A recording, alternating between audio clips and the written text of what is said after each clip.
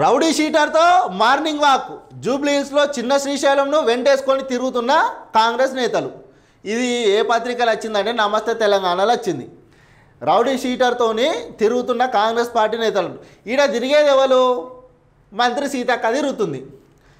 ఇంత పెద్దగా నమస్తే తెలంగాణలో ఇంత పెద్ద ఫోటో వేసి రౌడీ షీటర్లతో తిరుగుతుర్రని చెప్పి అసలు ఈ వార్త వేయడానికి అసలు నమస్తే తెలంగాణ పత్రికల వాళ్ళకు అసలు ఇంతనన్ను ఉండాలి. మంత్రిని పట్టుకొని రౌడీ షీటర్తో తిరుగుతుందని చెప్పి అంటారు.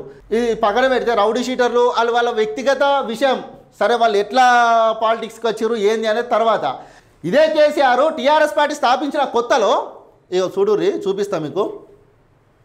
ఇగో ఇదే ఇప్పుడు ఏదైతే రౌడీ షీటర్ అంటున్నారో శ్రీశైలం యాదవ్, చూడుర్రి ఈయన ఫోటో. కేసీఆర్ వచ్చి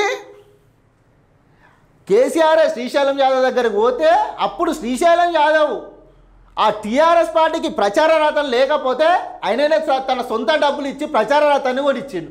అప్పుడు ఇదే రౌడీ షీటర్ గుర్తుకు రాలేడా? ఆ రోజు ఆయన డబ్బులు ఇచ్చి మీకు ప్రచార రథానికి డబ్బులు ఇవ్వకపోతే మీకు ప్రచార రథమే దిక్కులేదు రాబోయ్. గతం చూసి మాట్లాడుర్రి. ఎవరు రౌడీ షీటర్ ఏంది, ఎవరు ఏం చేసిర్రు? మరి కేసీఆర్ ఎన్నో లుచ్చ పనులు లంగ పనులు చేసిండు. పాస్పోర్ట్ దందా, బ్రోకర్ దందా చేసిండు. మరి తెలియదు అది? గతం చూసి మాట్లాడుర్రు. ఏం మాట్లాడుతుర్రు అర్థమైతలేదు మీకు. ఇదే శ్రీశైలం యాదవ్ కవిత పెళ్ళికి డబ్బులు లేవంటే కవిత పెళ్ళికి కూడా డబ్బులు ఇచ్చిండట. మరి ఆయన రౌడీ షీటరు ఇదని అప్పుడు గుర్తుకొస్తలేదా అనే మాటలు ఒకసారి మనం మాట్లాడుతున్నాం కదా. గతంలో మనం ఏం సాయం పొందినాం వాళ్ళ దగ్గర నుంచి.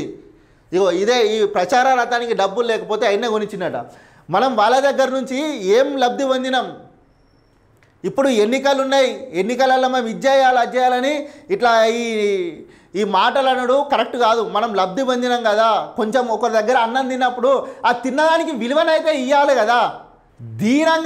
దీనంగా మీరు జూబ్లీహిల్స్లో గెలవాలని చెప్పి ఎన్నో క్రియేట్ చేస్తుర్రు. ఏదో చేయాలి, మేము ఏదో చేసి జూబ్లీహిల్స్లో మేము గెలవాలని చెప్పి.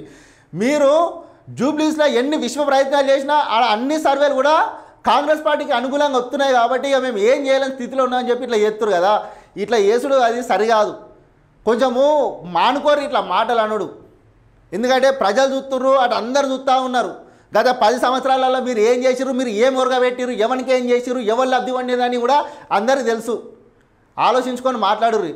మీరు ఎంత చేసినా జూబ్లీహిల్స్లో మాత్రం ఆడ ఎక్కువ మెజారిటీ మొత్తం కాంగ్రెస్ పార్టీగా ఉన్నది. మీ పొర్రుదండలు పెట్టి మీరు కాలు మొక్కి ఇక ఇంటింటికి పోయి కాళ్ళు కానీ నెత్తిలో నీళ్ళు పోసుకున్నా కానీ ఆడ కాంగ్రెస్ పార్టీకే సర్వేలు అయితే అనుకూలంగా వస్తున్నాయి. ఇక చూద్దాం మరి జూబ్లీహిల్స్ రిజల్ట్ వచ్చినాక ఈ రౌడీ వీళ్ళు అంటారు కదా బీఆర్ఎస్ పార్టీ వాళ్ళు, ఇక ఏం జరుగుతుందో చూద్దాం.